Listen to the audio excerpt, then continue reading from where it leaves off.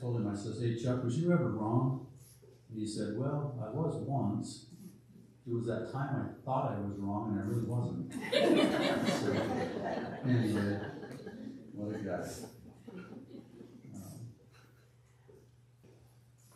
Chuck loved to build ships.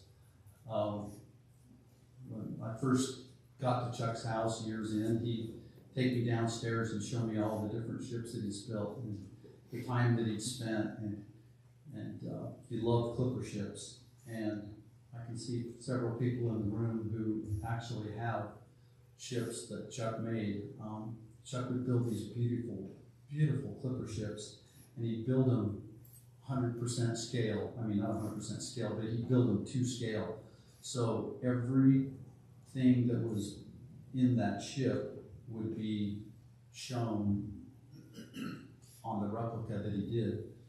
For me, my ship he gave me was the Clipper Midnight, Boston, 1854. With each ship, he'd have a poem. My poem said, "They mark our passage as a race of men.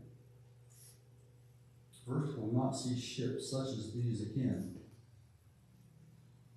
Each ship was properly strung with all the rigging, with the sails, a true replica of the original, in a glass case with a mirrored background so that you could look in and see all the detail of the ship. When he gave me my ship, I'm like, "Chuck," and mine was one of the last ships that he done, and it took him a long time. Chuck's hands didn't work like they used to, and he kept, we'd go to lunch and we'd here and there, and he'd say, "Don't give up on me, I'm still working on your ship." And I'm like, but one day, finally, he finished my ship, and I was never more proud.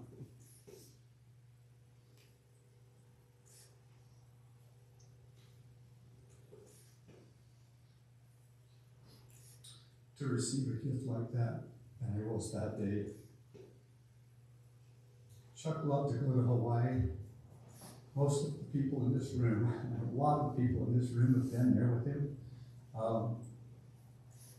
It was not too many years ago. Dirk Bowles and his wife Patty, and Randy and Wendy and Cindy and me and Chuck and Patty all went. And what a trip that was. It was just a wonderful time. And to see Chuck in his true environment, here you are in Hawaii, and you go in someplace here or there, and everybody knows Chuck. I mean, it's no different than being in Preston. If you're there, the people around you, they knew who Chuck was, Chuck and Patty. It was amazing to me to see that happen. During the last year, Chuck had ongoing health problems. I'd go visit him from time to time, and I'd say, "Hey Chuck, how you doing today?" And you'd get a real quick answer. You'd be like, "Oh, I'm doing pretty good. But how are you doing? How's TJ and his family?"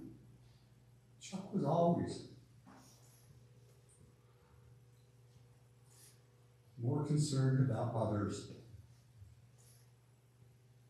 than he was about himself.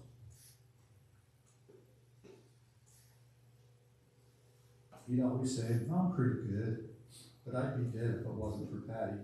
And then we'd laugh and say, it's like Patty was always, you couldn't say really the word Chuck without saying the word Patty. They were joined at the hip. I remember one time, I see Sherry out here, and we used to go to, Chuck and Patty would have us over for New Year's. One of the years we were there, Val and Sherry was there, and after a 3-course meal that was fabulous, we'd go to the dining room and play games, and I'll be damned. You couldn't beat Chuck. If it was a trivia game, he'd know the most off-the-wall stuff that has nothing to do with anything, and he'd know, and I'd be Googling, "That's bullcrap, you can't know that." Oh yeah. But anyway, it was great times, and we're going to miss those.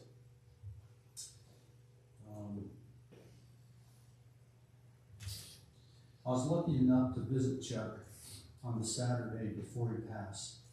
I don't know why I hadn't been there a couple of weeks, and it just felt like a good day to go. And I showed up, and Patty's like, you know, Boyd, I think you answered my prayers. And I said, well, I think Chuck just wished me here, but, you know, who knows? But what a good friend. I can't say enough good things about him. And Patty said, I just need you to come here. You two guys just need to do your Chuck's favorite word, bowl. I'll let you imagine the rest of it, but anyway, she had to make do a few errands. Anyway, you know, I've said many times that Chuck was my hero. He received a Purple Heart, was both in the military. A little over a year ago, I was at Chuck's one day and we were visiting about something or other. And you know, we come up with the same things. He said, "Boy, how you doing?" And at the time, I'd just been diagnosed with stage 5 cancer. And so I was kind of feeling sorry for myself. And you know, I said to him, and we talked prior to that, he said, so what you gonna do? Have you changed your mind? And because I told him, you know, it's like stage 5, it's like I'm not gonna do anything. I'm just gonna live my life out and be happy with, you know, what I've been able to do. But Chuck said something to me that day.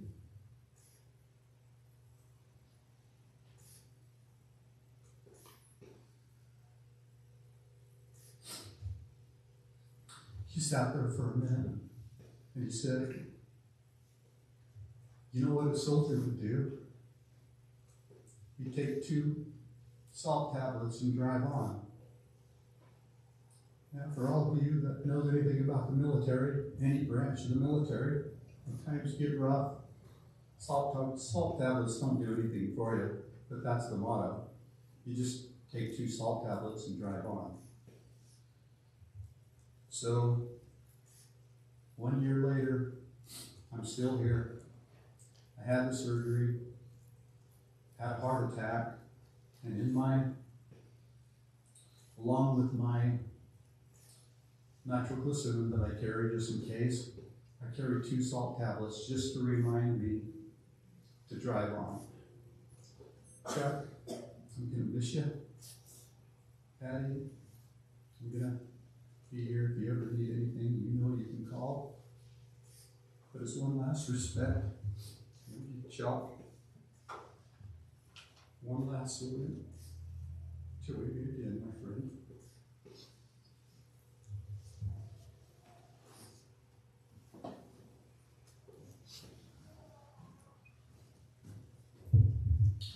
Thank you, John and Boyd, for your touching memories and experiences. And as I reflect on what you said, I don't know that I even need to speak. There's so many commonalities, and that's just who Chuck is. He's just him. I'm grateful for the opportunity to be here and feel honored to share some of my thoughts and feelings and experiences with Chuck over the past 3 years as I've gotten to know him quite well. I actually first met him 3 years ago I just moved here to Preston to establish a medical clinic at Franklin County Medical Center. And it was in January like this where I first met him. And honestly, thinking about my first impressions of Chuck, I didn't know what to think other than this guy is a character. And how do I get him into my clinic every month just so I can laugh? Obviously found him immediately funny, witty, great sense of humor, and definitely not politically correct many times. But he seemed to really derive a satisfaction from helping people to find humor and to helping me to blush. But I really do think that looking back on, 15 years plus of being a doctor, I've never had a patient who has made me laugh, cry so often, or smile so much. He truly has a gift. Other first impressions, I could tell immediately that he was very well traveled.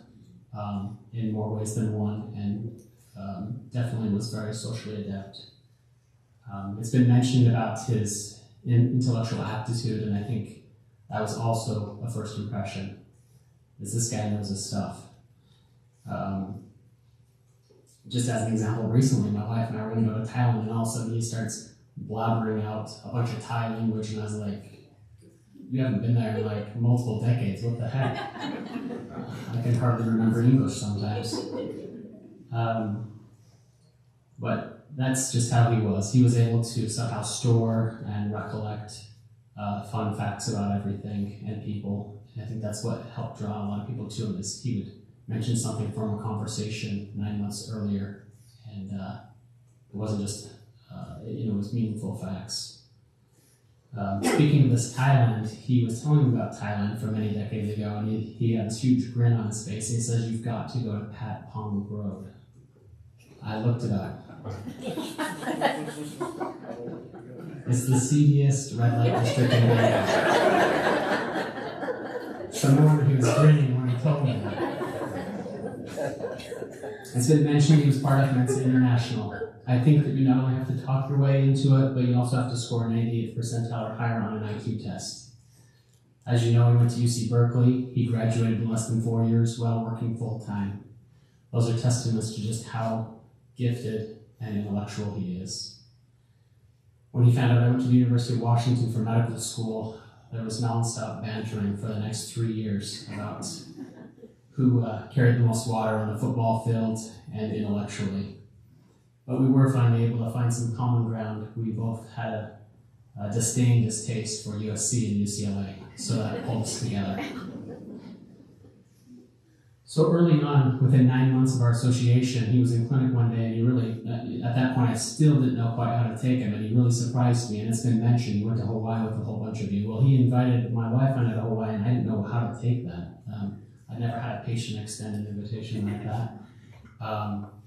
So I didn't know if it was a joke or not. But the next day, sure enough, he comes back into clinic. He has a manila envelope. He hands it to us. It has the resort pamphlet in it, a one-page typed paper describing all the amenities, the dates, everything. Unfortunately, we weren't able to go because of other circumstances, and I really regret that. But I know there have been many beneficiaries, it sounds like, who have been able to take advantage of his benefits. As you know, he was able to take guests to a resort because of his service connection as a Purple Heart recipient and a Vietnam vet. And that was my first introduction to kind of peeling away some of the layers of Chuck, that there was this side to him that was thoughtful and kind and generous. And I saw that throughout the years. It didn't just end there. He had heard that I was interested in some things about Italy, as we like to travel once in a while. And lo and behold, within a week or two, there is a book and a DVD about Italy. And he was telling me all about these landmarks and everything and sharing his knowledge. But as time went on, I got to know Chuck a lot better. He'd still surprise me at times, but I was able to peel away layers. Many of those layers have been described today. But to see those special attributes he has as a human. From a medical standpoint, he endured a lot of hard things, more than most people endure in a lifetime. And I saw those in just this last 3-year period. But what I really admire about him is that he remained positive, he was humorous, and he had this quiet, steely determination. In short, he was an old, tough Marine. And when almost everyone else would have quit, he didn't. He had this patient perseverance that I really admire. And I not only saw that from his medical circumstances, but when we visited his house, it's already been mentioned, he liked to build these model clipper ships. And if you haven't seen them, they're absolutely amazing. As mentioned, they are built to scale. There's tons of detail with all the rigging, even, they're exact replicas. So the bottom of the ship has hundreds of pieces of copper plating. The rigging is extremely complicated. And I look at that and I see, and I asked him questions about 2 of his larger ships he made, the Flying Fish and the Flying Cloud. And it took years to build those. Probably most of you, for me for sure, I would have quit within 30 days. But he had this patient perseverance and attention to detail that I really respect. And even when the winds of health weren't blowing in the right direction, he continued with that patient perseverance. As I've gotten to know him more over the years, Chuck is no longer a patient. He's a dear friend to me. And he has a way of connecting with people that is a gift. He has a way of helping you to feel seen and heard and important and understood. And oftentimes, as it was mentioned, I'd be trying to extract medical information in the clinic or in the hospital from him. He'd just stop me mid-sentence and say, "Okay, enough about me. How are you doing? Enough about me. What's new with you and your family?" His ability to connect with people is evident, as it's been described here, and as I've witnessed personally in my life, as well as those who work with me. It's not very common that a patient's hospitalized and discharged on multiple occasions, and each time I'm walking through the hospital, see another patient days later, and someone says, "Hey, have you heard how Chuck's doing? How's he doing?" And that just is a testament to how he's able to develop relationships with everyone at the hospital. He's definitely a fan favorite of the nurses and doctors and staff. As I mentioned, his friends who banter back and forth concerning who's better, University of Washington or California. We had many different discussions and arguments, but he seemed to always get the last laugh. I'd say the boys in the boat at UW won the gold medal. They beat California on their way. He'd say, well, they would have gone if it wasn't for California paying their way, which is a true story. So he knew details that not everyone knows. But he got the last laugh in our bantering. The day before he passed away, the University of California stole our best running back in the transfer portal. So I guess that's where I have to say the obligatory Golden Bears. Chuck made a difference and a huge impact in my life, and I know he has in yours, and that's why you're here today. I count it a precious honor and a privilege to have known and befriended Chuck, and I consider him a dear friend. And with that, I leave you with this conclusion. I love you, Chuck. See you on the other side.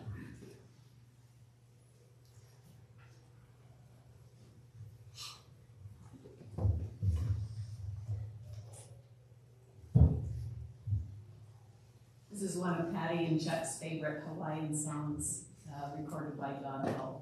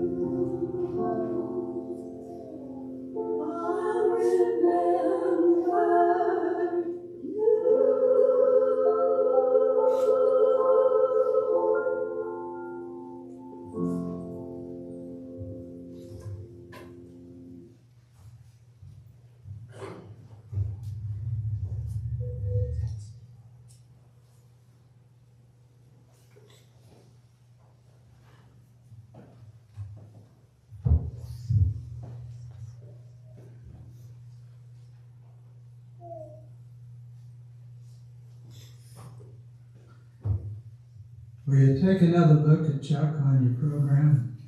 That picture? You picked a good one. I first run on to Chuck over in the courthouse. He and I were attending the commissioners' meetings. I represented the community and Chuck represented the newspaper. We were quite a crowd, the two of us.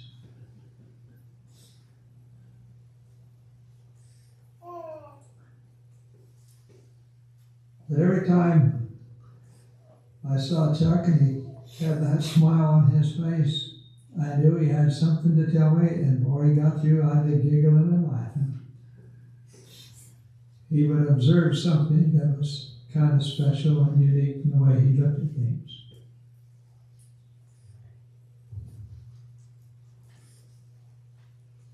Over a period of time, we visited about other experiences in our life and became good friends. One day there was a block of time that for some reason or other the commissioners were busy somewhere else, and it left him and I sitting there in the chamber by ourselves. And I says, Chuck, I perceive that you have a respect for religion, for God. If you don't mean to offend you, but would you share how you feel about God and religion? He says, I'll be happy to. First of all, I believe there's a God. Now the rest of it goes with that. He says, I went looking for a church or a organization that had the same belief as I did. And he says, I found it. And I joined him. He became a Mason. Says all that was required, that number one, you had to be a man. You had to be 18 or 21, whatever place you lived. You had to believe in God. And then you had to be a good man. A true man. And he says, that is what I felt comfortable with.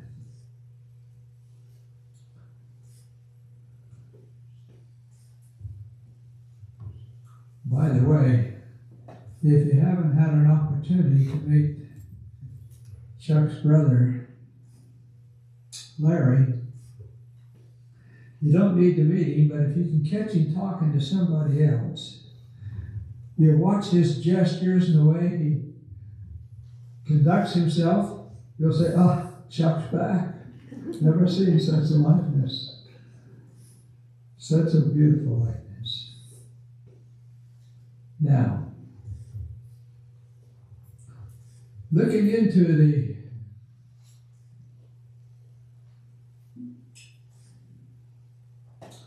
code that he joined into, it seems that their motto goes like this: you're a good man and always try to become better. Did I get that right, Larry?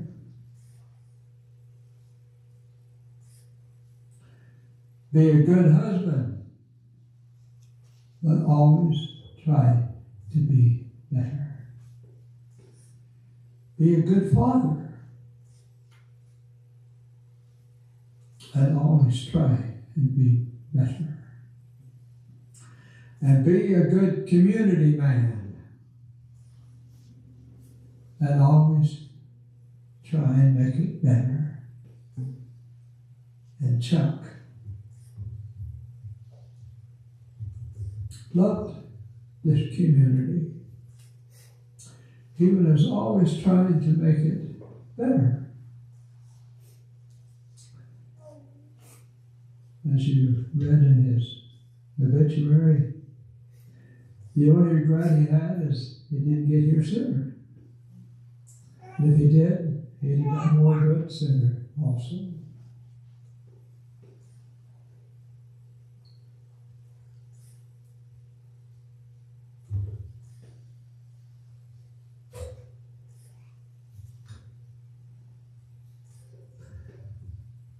For our little people here today, I want to tell a little story that will give an illustration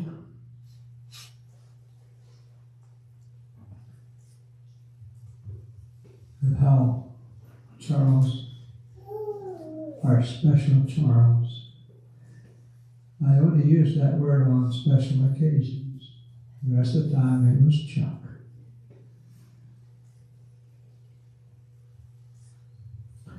But there was a little village up in the North Country that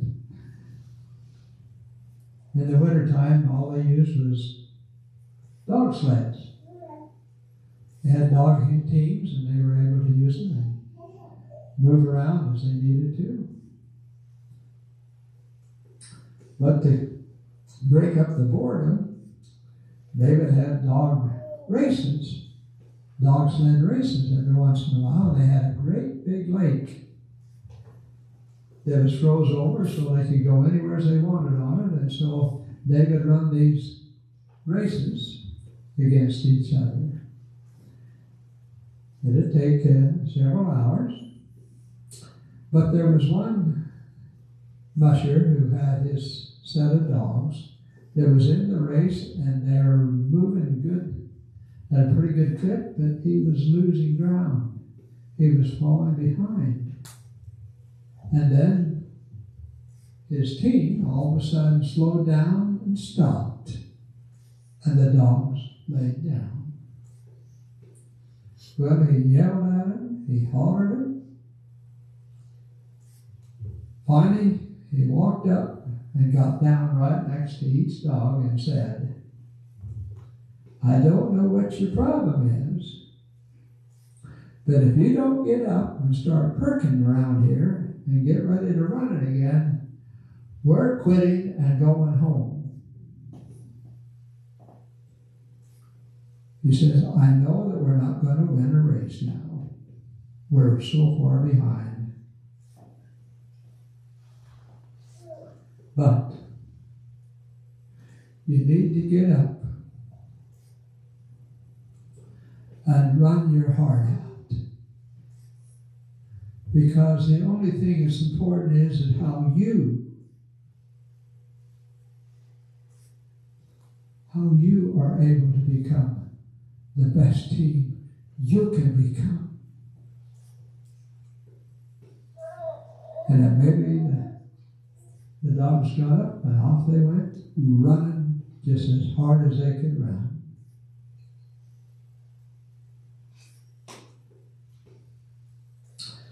You see, Chuck's code not only become better, but we would add to it from the great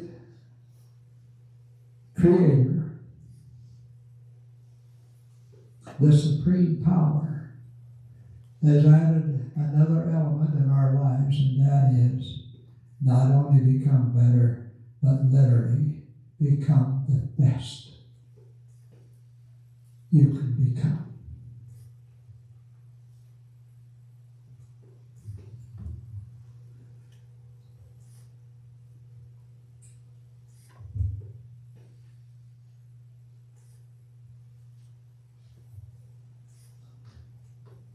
Chuck, I'm at the age it probably won't be too long before I'll get to see you again.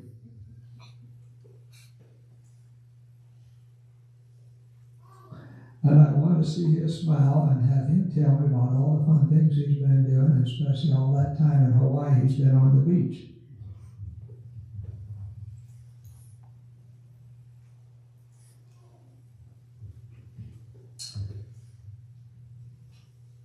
He wanted me home from the hospital,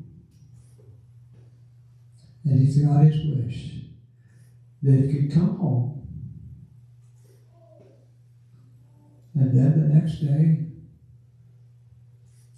he went home again.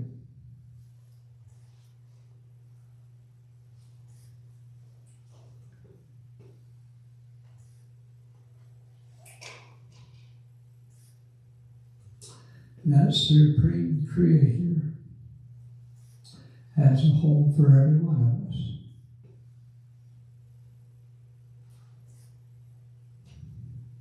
Live your life so you can enjoy it at the highest level you possibly can. And I say this in the name of the Lord Jesus Christ. Amen.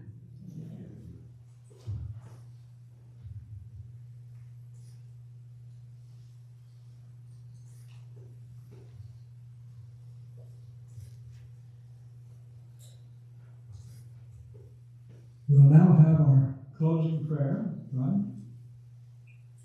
And then we'll prepare a little something with our military people. Randy, would you give our closing prayer?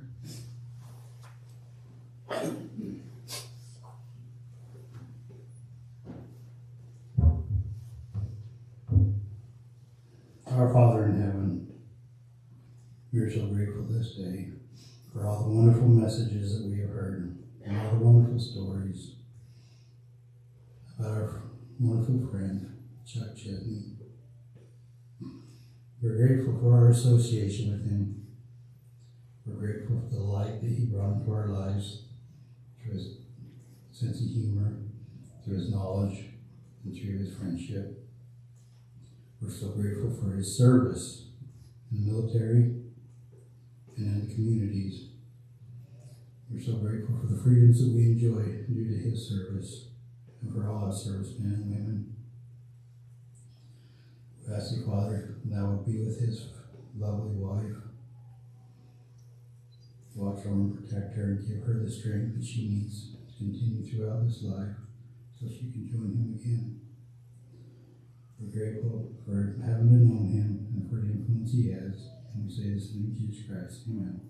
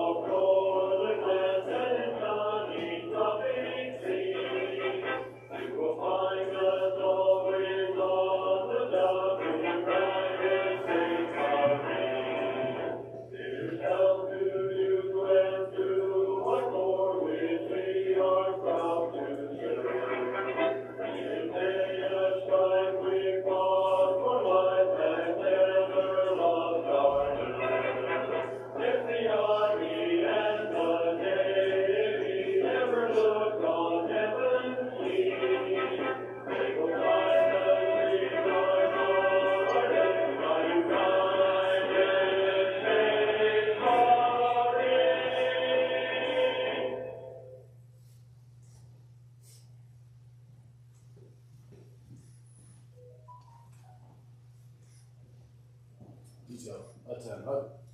Post.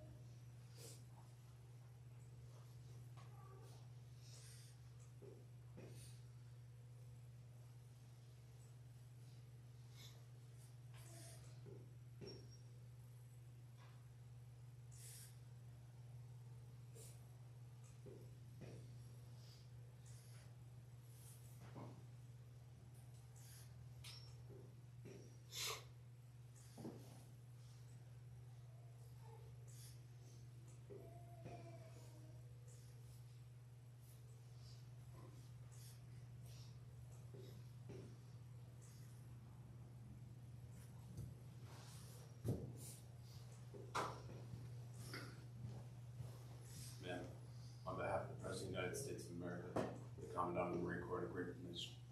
Please accept this flag in recognition of Corporal Chesney's honorable service and dedication to corps, country, and duty.